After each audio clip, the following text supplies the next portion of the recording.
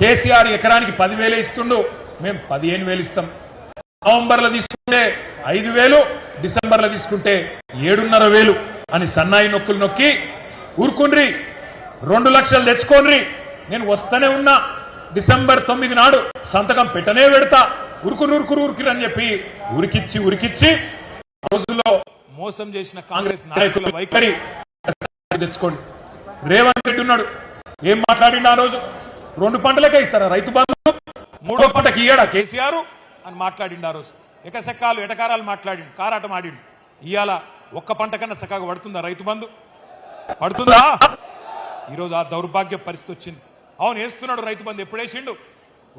ఒక్కసారి ఎలక్షన్ల ముందు వేసిండు గంతే. సర్పంచ్ ఎలక్షన్ల ముందు ఒక్కసారి. ఇప్పటికి 4 సార్లు వేసేది ఉండే ప్రభుత్వం వచ్చినాక, ఒక్కసారి వేసిండు తప్ప మళ్ళా పత్త లేడు.